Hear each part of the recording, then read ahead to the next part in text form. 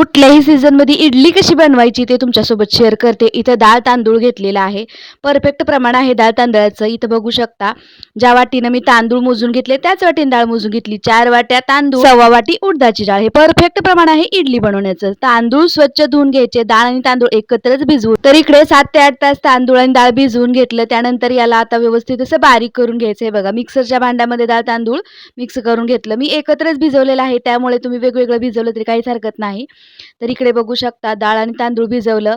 मिक्सरच्या भांड्यामध्ये घातलं. थोडंसं पाणी घालून याला वाटून घेतलं. इथं सगळं मिश्रण वाटून घेतलं. 1 वाटी पोहे यामध्ये घातले. पोहे कमीच घालायचे कारण आपल्या इडल्या ना जास्त चिकट होतात म्हणून पोहे 1 वाटीच घालायचे. ज्या वाटीनं डाळ तांदूळ मोजून घेतलं त्या वाटीनं.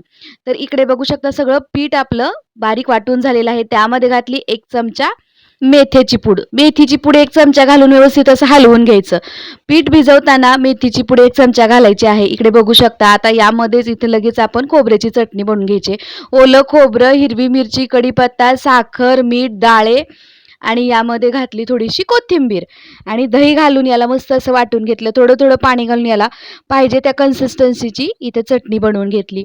चटणीला फोडणी देऊन घेऊया. गॅसवरती कढई ठेवली. त्यामध्ये तेल घातलं, जिरे मोहरी घातली, कढीपत्ता घातला, थोडीशी कोथिंबीर, किंचितभर हळद आणि हवी तशी पातळ घट्ट चटणी बनवायची. वरून त्याला फोडणी घालायची. मस्त अशी चटणी तयार झाली बघा. मस्त लागते. करून बघा नक्की. सांबर बनवायचं आहे. सांबरसाठी मसूर डाळ आणि मूग डाळ समप्रमाणात घेतली. स्वच्छ धुवून घेतली. त्यामध्ये 2 बटाटे घातले चिरून स्वच्छ साल काढून आणि याला कुकर लावून घेतला. कुकरमध्ये मस्त असे 3 ते 4 शिट्ट्या करून डाळ आणि बटाटे शिजवून घेतले. इकडे आपण ग्रेव्ही तयार करून घ्यायची. कांदा, टोमॅटो, आलं, लसूण एकत्रच वाटून घ्यायचं. इकडे गॅसवरती पातेलं ठेवलं. त्यामध्ये तेल घातलं. त्यामध्ये जिरे मोहरी घातली, कढीपत्ता आणि तयार करून घेतलेली पेस्ट घातली. याला मस्त असं ग्रेव्हीला या परतून घ्यायचं तेलामध्ये. इकडे बघू शकता ग्रेव्ही परतली. त्यामध्ये आवडीनुसार तिखट घालायचं. लाल तिखट, गरम मसाला, सांबर मसाला आणि काळा मसाला घातला. आवडीनुसार घातला. इथं आपण डाळ शिजवून घेतलेली ती घातली फोडणीमध्ये. आपल्याला जेवढं हवं तेवढं सांबर बनवलं आणि इकडे बघू शकता या सांबरला मस्त अशी उकळी काढून घेतली. चवीनुसार मीठ घातलं.